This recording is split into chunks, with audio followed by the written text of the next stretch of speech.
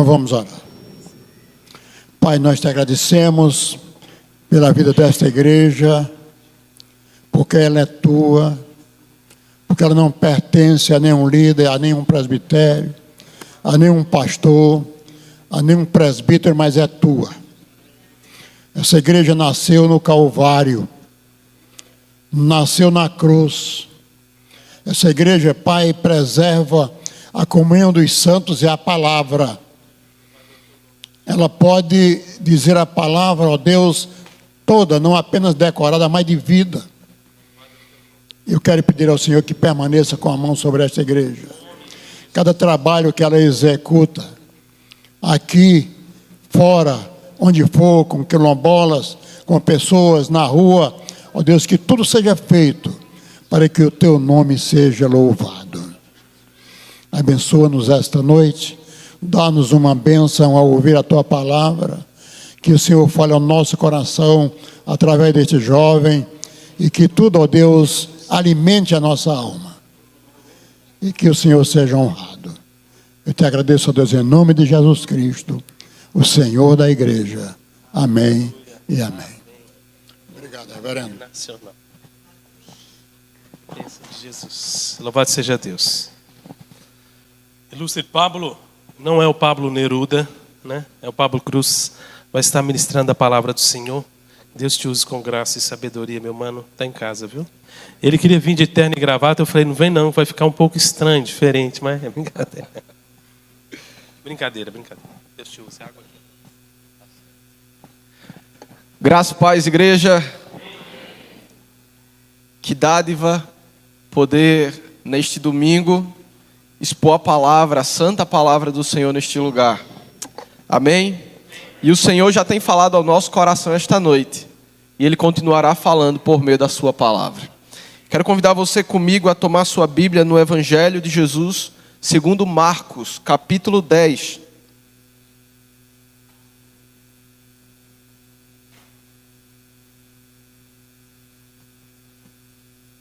Evangelho de Marcos, capítulo de número 10.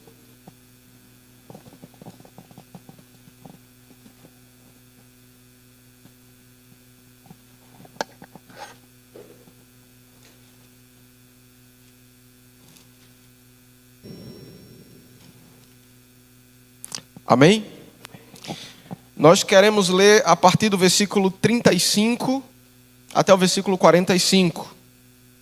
Diz assim a palavra: Então se aproximaram dele Tiago e João, filhos de Zebedeu, dizendo-lhe: Mestre, queremos que nos concedas o que te vamos pedir. E ele lhes perguntou: O que quereis que vos faça?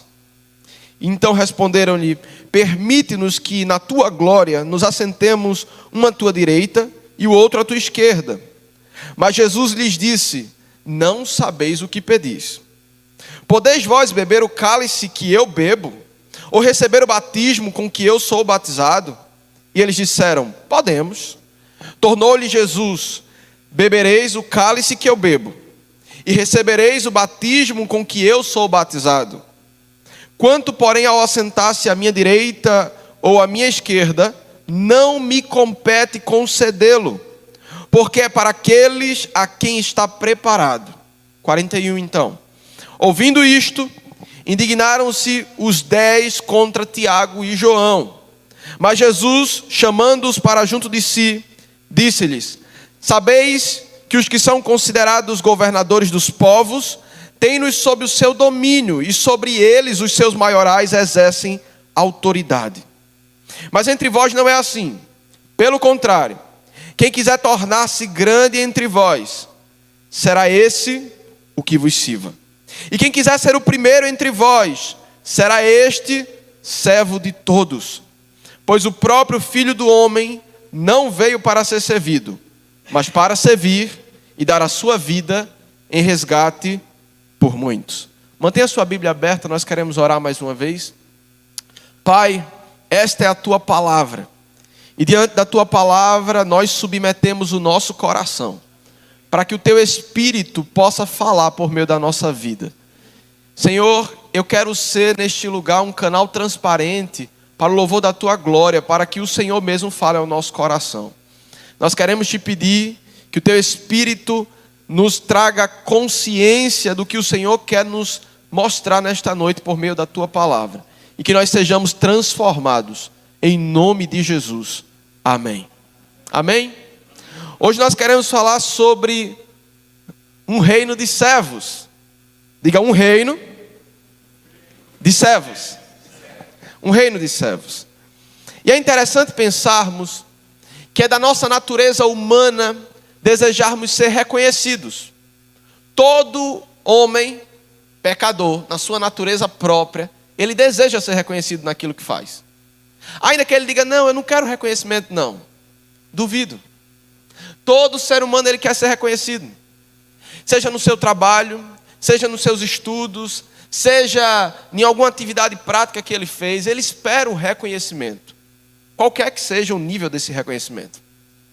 E quando nós pensamos em um ator de cinema, por exemplo, bom, quando ele faz um filme, ele espera que chegue o momento para que ele talvez possa receber o Oscar e ser reconhecido, premiado por aquilo que ele fez, pelo seu trabalho, pela sua desenvoltura, pela sua capacidade de executar bem o seu trabalho ali. E não é assim diferente conosco, de maneira geral. O protagonista do filme espera ser reconhecido. Mas quando nós olhamos para o reino de Deus, é interessante pensarmos que o protagonista no reino de Deus é Cristo. E de que toda a glória no reino de Deus só cabe a Cristo. Cristo não divide a sua glória no seu reino com ninguém mais. Nós somos apenas coadjuvantes do grande rei na sua glória. Nós somos apenas contribuintes do grande rei na sua missão no mundo. Nós somos apenas servos deste grande rei a quem pertence toda a glória. No reino de Deus não é como um filme, onde nós fazemos algo e esperamos receber um Oscar.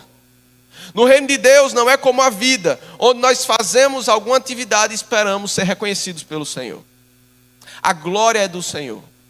E quando nós começamos com esse entendimento, nós evitamos muitas frustrações desnecessárias no reino de Deus.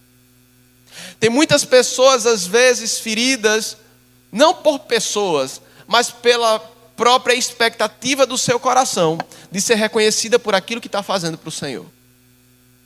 Seja essa pessoa um pastor ou uma ovelha.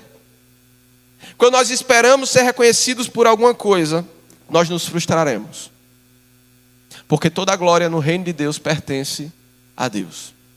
A glória é dele. Meus irmãos, quando nós olhamos para o Evangelho de Marcos, que foi escrito por João Marcos, é interessante pensarmos em João Marcos que, primeiro, ele estava na primeira viagem missionária do apóstolo Paulo com Barnabé. João Marcos estava ali. Eu não faço ideia em detalhes do que ele deva ter experimentado da presença de Deus e de experiências maravilhosas com aqueles dois homens, Paulo e Barnabé, naquela viagem. João Marcos também, ele é tratado como um discípulo amado pelo apóstolo Pedro na sua primeira carta, lá no capítulo 5, versículo 13. Isso me traz a semelhança de Paulo falando de Timóteo, por exemplo. Era João Marcos para com Pedro. Ou melhor, era Pedro para com João Marcos. E esse evangelho, na verdade, nós acreditamos que tenha sido, sim, o primeiro evangelho escrito. Não o evangelho de Mateus, mas o de Marcos. E que a partir do evangelho de Marcos, o evangelho de Mateus e o evangelho de Lucas, então usam suas fontes históricas para poder escreverem os seus registros. Então olha a importância do evangelho de Marcos também em questão de historicidade.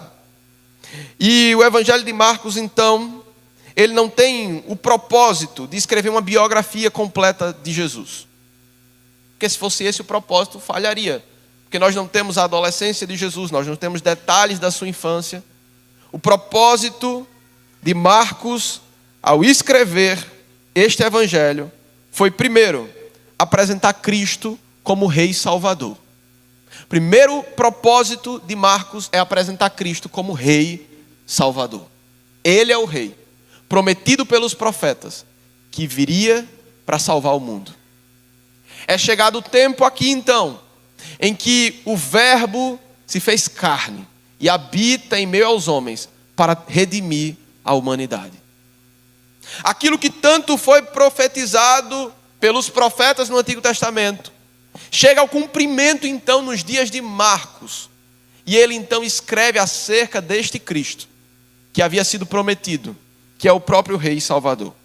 Marcos, ele é muito intencional ao narrar os milagres de Jesus com riqueza de detalhes, porque ele queria revelar na sua narrativa esse Cristo que é Rei, que é poderoso e que é Salvador. Esse Cristo que tinha propósitos bem definidos pelo Pai ao vir ao mundo. Esse Cristo que não veio para entreter a humanidade, ou para falar aquilo que os homens dos seus dias queriam ouvir, mas um Cristo que tinha uma mensagem, um Cristo que tinha um propósito específico, um Cristo que tinha um objetivo: o sacrifício e a ressurreição, para redimir a humanidade, para redimir a muitos. É interessante ver que Marcos tinha ainda como propósito apresentar Jesus como Filho de Deus, não só o Rei Salvador, mas também o Filho de Deus. A divindade de Jesus, ela é apresentada nesse evangelho simultaneamente com a sua humanidade. Ao mesmo tempo que Marcos vai ratificar que Jesus é o próprio Deus, ele vai ratificar que ele é também o Filho do homem. Aquele que é Deus, que tem uma natureza divina, que tem uma procedência divina, ele também é homem. Ele também se identifica como um homem como nós. Ele também se identifica com pecadores como Marcos e como você e eu, para que haja transformação nesses pecadores. Esse é o propósito de Marcos. É revelado então em Marcos a humanidade de Jesus. Onde? No seu serviço, no seu sacrifício. Em todo o tempo a sua humanidade é revelada, mas também é revelada a sua divindade. Porque ele ressuscita, porque ele se levanta ao terceiro dia. Ele é ressurreto para salvar a todo aquele que nele crê. Ele é Deus. E em terceiro lugar, um outro propósito ainda de Marcos é apresentar o Evangelho como o poder de Deus. O Evangelho é o poder de Deus.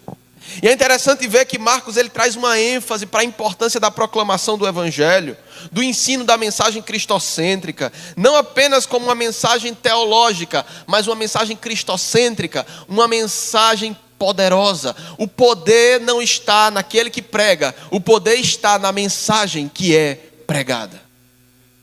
É a mensagem do Evangelho que transforma o coração do homem. É a mensagem do Evangelho que é carregada do poder de Deus para transformar o coração do mais vil pecador. É o Evangelho. E Marcos traz a ênfase para o poder do Evangelho. Marcos não traz ênfase para o poder dele mesmo, para o poder dos discípulos, para o poder das multidões ou para o poder de quem quer que seja. Ele traz ênfase para o poder da mensagem. O poder está na mensagem. E ainda a respeito do conteúdo desse evangelho que é poderoso, nós vamos ver que Marcos ele vai se concentrar em um paradoxo muito interessante de Cristo. Por quê? Porque ao mesmo tempo que Cristo ele inaugura o seu reino escatológico, o seu reino vindouro, o reino de Deus, ele inaugura esse reino, ele inaugura de uma maneira atípica na linguagem dos homens. Como? Ele inaugura o seu reino eterno por meio da sua própria morte, ou da sua aparente derrota na cruz. É estranho pensar aos olhos humanos que o Deus encarnado, que está trazendo aos homens o seu reino eterno, a manifestação desse reino eterno, ele é, entre aspas, e muito entre aspas, derrotado numa cruz. O veículo usado pelo próprio Cristo para trazer o seu reino é aparentemente a sua derrota.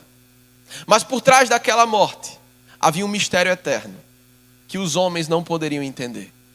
Por trás daquela aparente derrota havia a sua salvação e a minha salvação. Ele ressuscitaria. Ao olhar para o texto então de Marcos ainda, nós vamos ver que na sua narrativa Jesus vai vencer os demônios, vai curar enfermos, vai subjugar com autoridade as forças da natureza. Jesus, ele vai saciar a fome daquele que tinha fome. Jesus, ele vai silenciar aqueles que eram seus críticos, os fariseus e tantos outros. Jesus, ele está vivendo na prática o seu reino eterno aqui. A manifestação desse reino que até então era apenas falado de longe, agora está em vigência. A manifestação desse reino, que até então era apenas profetizado como aquele que um dia haveria de vir, agora chegou. Agora este rei que era profetizado está habitando no meio de homens e está manifestando o seu reino, materializando o seu reino eterno. É o já e ainda não. Ainda não chegou o fim, mas já chegou o reino. Ainda não chegou a culminância deste reino, mas a manifestação dele já chegou. Ainda que não na sua plenitude vindoura, mas o início dele já chegou. Com isso, meus irmãos, nós somos chamados a sermos participantes desse reino. E a nossa posição nesse reino é de servos. Quando nós olhamos para o texto de Marcos capítulo 10, sobretudo o versículo 41 a 45, nós precisamos olhar o contexto e perceber que do versículo 32 a 34, Jesus, ele está predizendo mais uma vez a sua morte e ressurreição. De novo ele está falando sobre isso aos discípulos.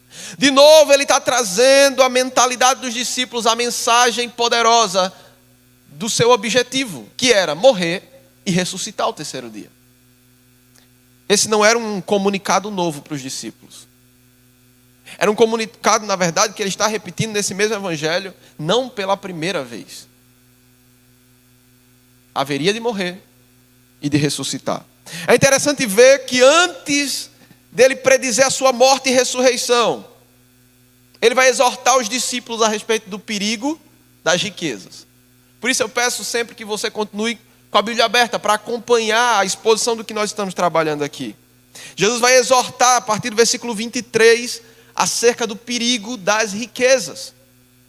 O perigo daqueles que amam as riquezas, daqueles que são apegados às riquezas, daqueles que colocam o seu coração nas riquezas. Jesus chega a dizer, olha, é quase que impossível que aquele que é rico, aquele que ama as riquezas, seja salvo. Alcance o reino de Deus. Quão difícil é. Jesus está falando de que não pode ter uma boa vida? Claro que não. Jesus está falando do amor às riquezas. Jesus está falando, em outras palavras, onde está o coração de vocês, discípulos? Onde está o vosso coração? Jesus traz um chamado à humildade nesses versículos 23 a 31. E então nós vemos, a partir disso, depois que Jesus traz essa exortação acerca do perigo das riquezas, chamando os discípulos a uma vida de humildade, ele prediz a sua morte e ressurreição, mais uma vez. E então nós temos um episódio muito interessante aqui, onde 2 daqueles 12 discípulos tomam uma postura bastante ousada, fazendo um pedido bastante ousado.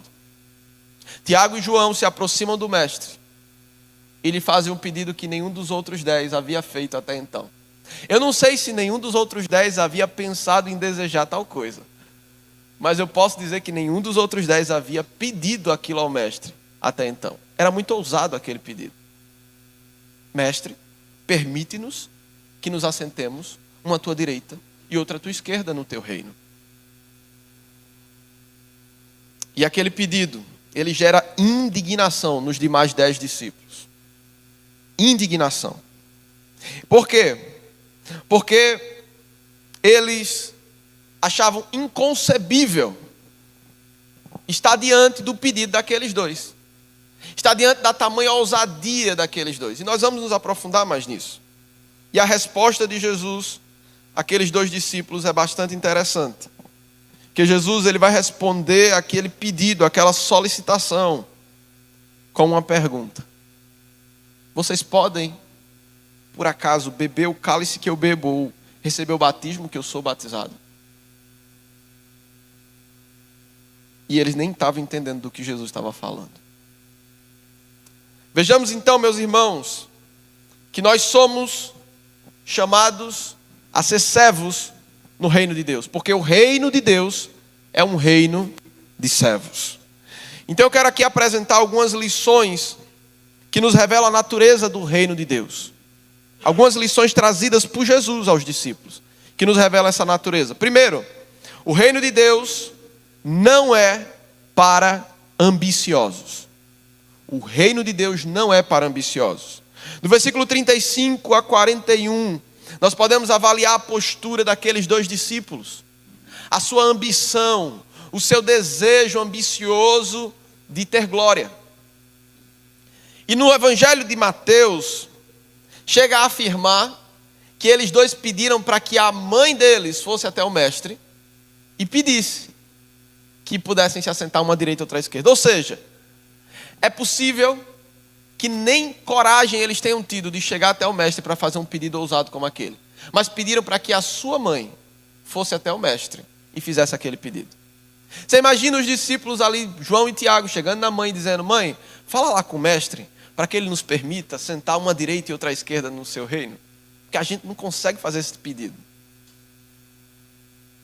Pois é, discípulos ambiciosos.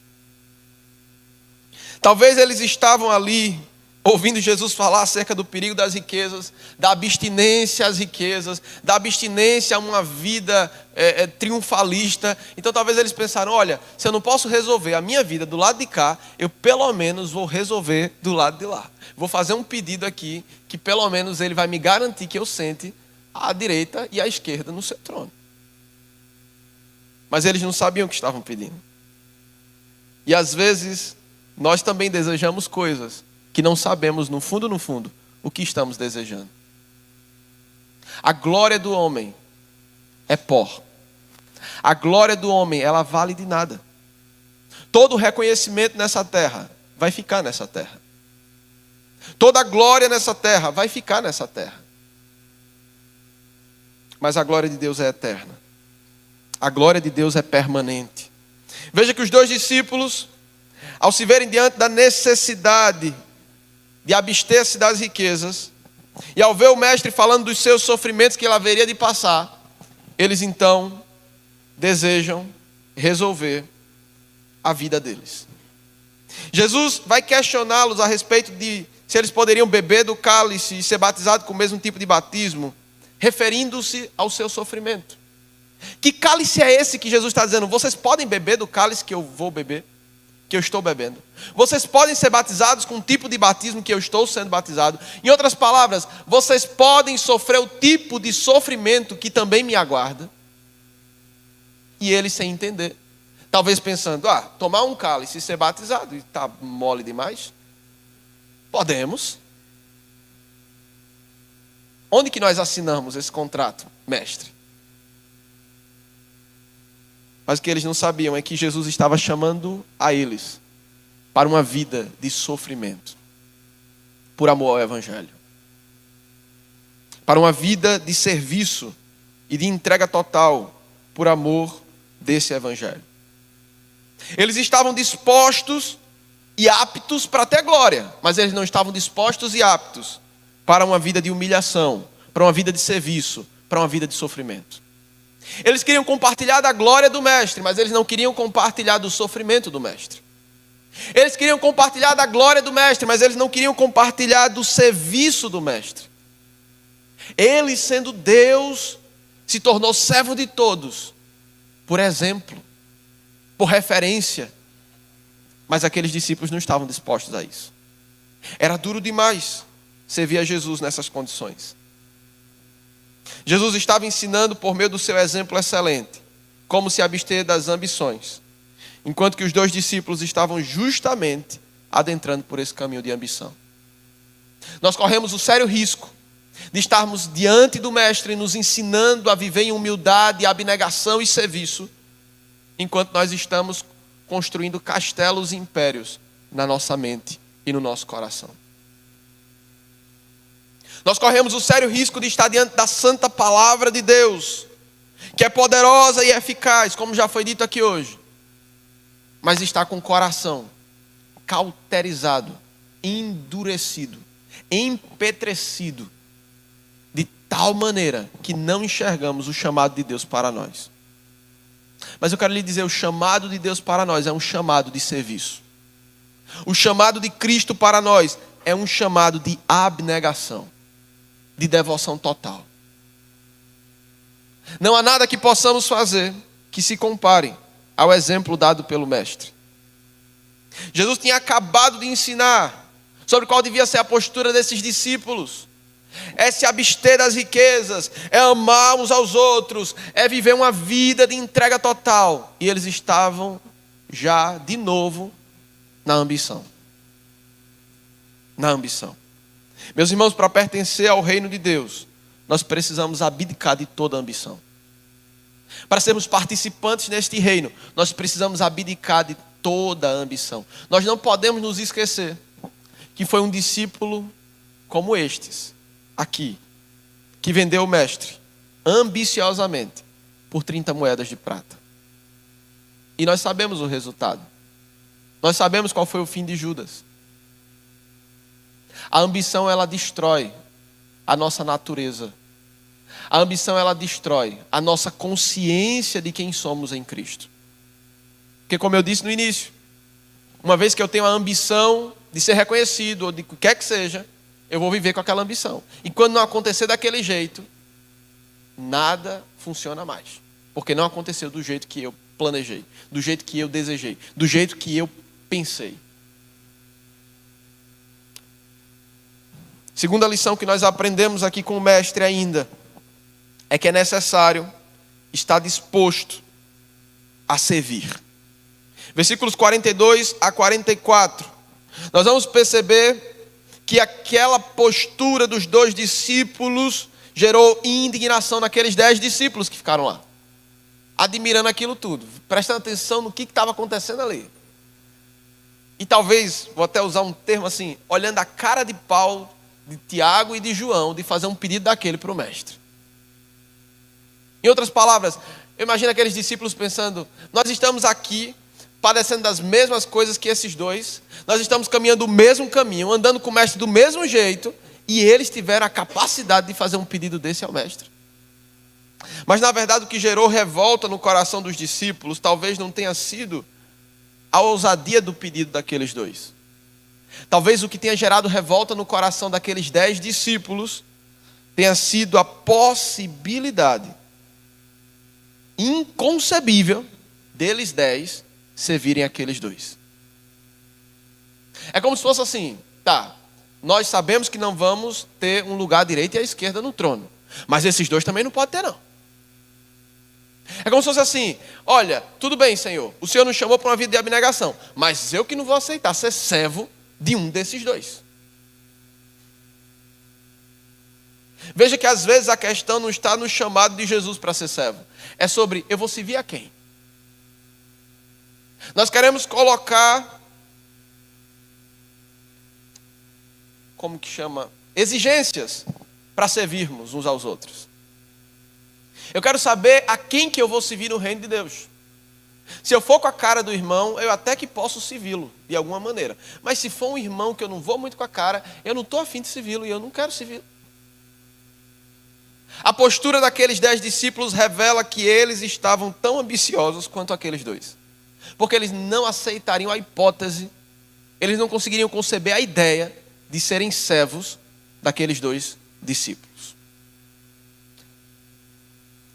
Só que a verdade é que eles eram pecadores em busca de glória. E quando pecadores buscam glória, eles estão caminhando por um caminho de fracasso. O caminho de fracasso é o caminho de busca por glória. Quando eu reconheço que a glória, ela pertence unicamente a Jesus, e quando eu vivo em direção a isso, eu tenho menos dificuldade para me posicionar como servo no reino de Deus. Porque para isso fomos chamados. Jesus então vai chamá-los para perto.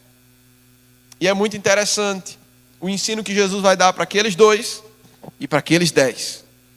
Ou seja, para os 12 de uma vez só.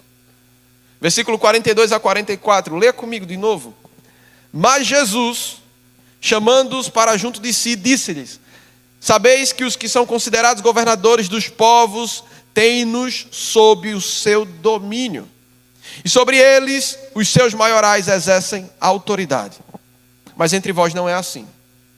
Pelo contrário, quem quiser tornar-se grande entre vós, será esse o que vos sirva. E quem quiser ser o primeiro entre vós, será servo de todos. Jesus vai chamá-los para perto na tentativa de mais uma vez ensiná-los aquela difícil lição de que a natureza do verdadeiro discípulo é a de serviço. Qual a linguagem do discípulo? De serviço. Qual a natureza do verdadeiro discípulo? Ele é servo. No crachá do discípulo de Jesus precisa estar apenas uma função ali: servo. Ele pode ser servo na portaria, ele pode ser na recepção, ele pode ser servo pregando, ele pode ser servo pastoreando, ele pode ser servo evangelizando, ele pode ser servo na posição que for, mas só existe uma posição no reino de Deus: servo. Não importa em que lugar do reino de Deus você esteja servindo, só existe uma posição. E era isso que Jesus queria ensiná-los. Jesus vai trazer um amparo pedagógico ali muito interessante. Qual? O contraste entre o mundo, o sistema político da época em que eles viviam, e eles. Ou seja, existem dois opostos aqui que Jesus vai trazer. O oposto entre o mundo em que eles viviam, a realidade política governamental do tempo deles, e eles como discípulos. Jesus vai querer trazer aqui então um chamado para que eles vivam participando de um reino contracultural. Porque o reino de Deus é um reino contracultural. O reino de Deus é um reino que se opõe a tudo aquilo que se opõe à palavra de Deus. O reino de Deus é um reino que não negocia com os princípios eternos da palavra de Deus. Em hipótese alguma, em lugar algum. Não importa qual seja a esfera da sociedade, o reino de Deus não dialoga naquilo que diz respeito aos princípios eternos de Deus. É fechada a questão. Ah, Jesus é Deus, mas depende. Não tem depende. Jesus é Deus. Não há relativização dos princípios eternos da palavra de Deus. Em outras palavras, então, Jesus está querendo ensinar aqueles discípulos o seguinte: olha, nós vivemos sob um governo totalitário, onde os governantes eles mandam e desmandam nos seus governados, onde os governantes eles ditam as regras do jogo e as pessoas seguem como eles dizem. Mas eu quero dizer para vocês que vocês fazem parte de um reino em que as regras do jogo são diferentes. Vocês fazem parte de um reino onde a funcionalidade desse reino é diferente. No governo da época, nós sabemos que Roma governava. O Império Romano governava. Então os ditames do imperador funcionavam nas províncias e nos lugares que haviam sido tomados pelo governo romano. Então os discípulos estavam cauterizados por aquela realidade. E talvez, possivelmente, eles pensassem que no reino de Deus poderia ser do mesmo jeito. Só que eles estavam muito enganados. No reino de Deus não existe maior e menor. No reino de Deus não existe lugar de privilégio para os servos sobre outros servos. No reino de Deus, eu preciso olhar para o outro de baixo para cima. No reino de Deus, eu tenho honra quando eu lavo os pés do meu irmão. No reino de Deus, a linguagem de amor é a linguagem de serviço. No reino de Deus, quanto mais eu dou, mais parecido com o mestre eu sou. Isso é o reino de Deus. Essa é a linguagem do reino de Deus. Jesus então está chamando os discípulos a se moverem de maneira contrária à modalidade da época, ao modo como as coisas funcionavam no seu tempo. Em outras palavras, se o imperador funciona de tal maneira, ok, vocês não são assim. É interessante como Jesus ele vai trazer esse amparo pedagógico aqui. Ele vai falar da maneira como funcionavam as coisas ali na realidade cultural deles, e depois ele traz para dentro para trazer o contraste. Veja que primeiro no versículo 42, ele vai dizer: olha, vocês sabem que os governadores têm domínio sobre os seus governados, os seus maiorais e etc e tal, mas, versículo 43, entre vós não é assim. Em outras palavras, nem adianta se conformar com a realidade do tempo que vocês vivem. Eu chamei vocês para viver contra cultura. Uma contracultura. Amém? O desejo de Jesus é que a indignação daqueles 10 discípulos não fosse contra os dois, Tiago e João, Mas o desejo de Jesus é que a indignação daqueles 10 discípulos fosse contra o sistema do mundo dos seus dias. O desejo de Jesus é que a indignação daqueles discípulos fosse contra o estilo de governo e de poder que dominava na sua época. A nossa indignação precisa ser contra o governo deste mundo. Precisa ser contra os ditames de Satanás nos nossos dias, na sociedade. A nossa indignação precisa ser contra toda ideologia contrária à palavra de Deus. A nossa luta não é contra carne ou sangue. E nós precisamos lembrar disso todos os dias. O nosso inimigo não é o nosso irmão. O nosso inimigo não é o cônjuge. O nosso inimigo não são os filhos, não são os pais, não são os vizinhos, não são os colegas de trabalho. O nosso inimigo é Satanás. A nossa luta não é contra carne e sangue. E a verdade, meus irmãos, é que sem disposição a servir, nós estaremos fadados a parecermos com o mundo e com a mentalidade do mundo. Sem disposição para servir uns aos outros, nós não poderemos nos parecer com Jesus. Estaremos fadados a ficar estagnados no estado que chegamos e talvez, eu arrisco dizer, a retroceder naquilo que já caminhamos com Jesus. Nós precisamos desenvolver uma vida de serviço, porque nós estamos no reino de servos. O reino de Deus, ele nos propõe um pensamento inverso ao do mundo, onde ser o primeiro significa justamente ser servo de todos. Essa é a proposta do reino de Deus. Se você talvez não conhecia até aqui a proposta do reino de Deus, eu quero lhe dizer, essa é a proposta do reino de Deus. Serviço. Não é a proposta desta igreja local, de uma denominação YXZ. É a proposta do reino de Deus. Todo aquele que é servo de Cristo, todo aquele que é nascido de novo, é chamado a ser servo no reino de Deus. Isso é um chamado universal para a igreja. Isso não compete ao pastor, ao diácono, ao presbítero. Isso compete a todo aquele que é nascido de novo. Somos chamados a ser servos. E por último, em terceiro lugar aqui, nós percebemos que no reino de Deus, o rei é o servo intencional. O rei é o servo intencional. Verifique comigo o versículo 45. Jesus está dizendo ainda aqui: pois o próprio Filho do Homem, falando de si mesmo, não veio para ser servido, mas para servir e dar a sua vida em resgate por muitos. Jesus, ele vai concluir a passagem trazendo para si mesmo o referencial. Em outras palavras, ele está dizendo assim: olhem para mim, olhem para o meu exemplo. Eu sou o modelo, eu sou o referencial de serviço. Ele traz para si mesmo a responsabilidade. E ele vai justificar o seu serviço. É interessante isso aqui. Por que ele está servindo? Porque ele é rei. E sendo rei, ele tem um objetivo: o resgate de muitos. O resgate de muitos. Jesus, ele quis corrigir a mentalidade ambiciosa dos discípulos, fazendo com que eles entendessem que a autoridade é sobre serviço e não sobre posição. A autoridade é sobre serviço e não sobre reconhecimento de homens. A autoridade é sobre serviço e não sobre o que os homens lá fora estão dizendo a respeito de você. A autoridade é sobre serviço. Quem tem autoridade no reino de Deus? Aquele que é servo. Veja que Jesus, na sua última ceia, é impressionante. Em João capítulo 13, ele não está ali diante dos discípulos, impondo as mãos sobre eles e clamando por algo extraordinário. O legado que ele deixa ali, o último legado, na última ceia, é o de serviço.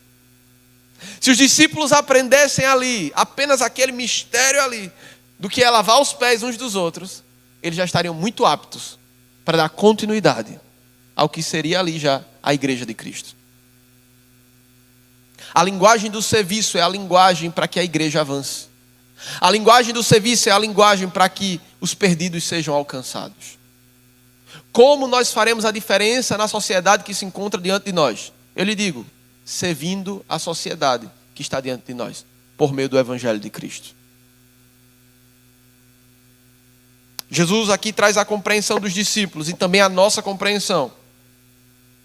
O que o levou a sofrer tanto, a se humilhar tanto, a se entregar de tal maneira, com tamanha obediência ao Pai. Foi apenas uma coisa: o resgate de muitos. O resgate daqueles discípulos ambiciosos. O seu resgate, o meu resgate. Hoje nós cantamos aqui que nós matamos Jesus na cruz. E eu acho tão forte, tão interessante aquela letra. Que verdade. O meu pecado matou o meu Jesus. O seu pecado matou Jesus. Mas nós não amarramos Jesus e levamos ele para a cruz, não. Foi uma entrega total dele mesmo, espontaneamente, por amor. O rei é servo intencionalmente. Ele é o servo intencional. E eu queria concluir aqui dizendo que o resgate ele significa o preço a ser pago para livrar o culpado de uma sentença. Em Êxodo capítulo 21, quando Moisés vai falar acerca da lei de Deus, revelada a ele, para o povo, ele vai falar acerca desse resgate que é apresentado para poder remir o culpado do seu crime ou do seu pecado, da sua transgressão. E Jesus traz a mesma palavra aqui, para dizer, olha, foi por isso, foi para o resgate de vocês que eu me entreguei, que eu estou a caminho da entrega. Porque ele já havia falado do versículo 32 a 34 acerca da sua morte e ressurreição. Então ele está no caminho da entrega. Ele está no caminho para o Calvário.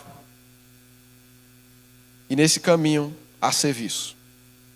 Jesus foi o sacrifício substitutivo que foi expiado em nosso lugar. O serviço do meu Cristo é intencional. O serviço do nosso Cristo foi intencional. E por isso o nosso serviço precisa ser intencional.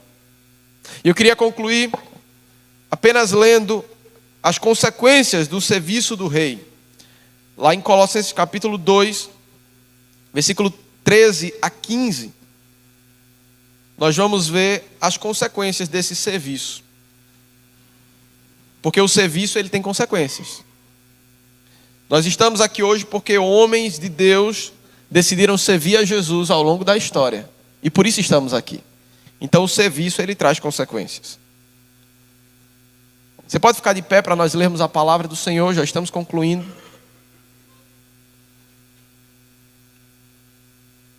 Colossenses capítulo 2, versículo 13 a 15. Diz assim a palavra do Senhor: E a vós outros, que estáveis mortos pelas vossas transgressões e pela incircuncisão da vossa carne, vos deu vida juntamente com ele, perdoando todos os nossos delitos, tendo cancelado o escrito de dívida que era contra nós e que constava de ordenanças, o qual nos era prejudicial, removeu inteiramente, escravando-o na cruz, e despojando os principados e as potestades, publicamente os expôs ao desprezo, triunfando deles na cruz. Eu vou lhe dizer qual que é o resultado do serviço do rei. É o resgate de muitos. É o perdão dos nossos pecados. É o triunfo dele na cruz. Amém? Amém. Vamos orar então.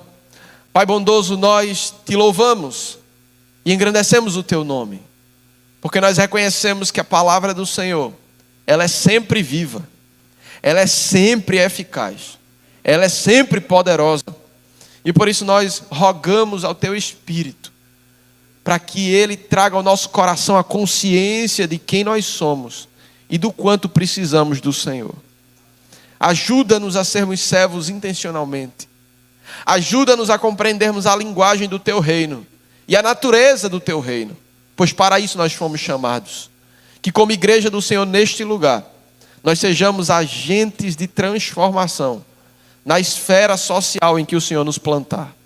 Nós queremos pedir ao Senhor para que o Senhor nos dê um coração humilde Remove de nós toda obstinação ao desejo de glória, para que nós possamos reconhecer que toda a glória pertence unicamente a Jesus Cristo.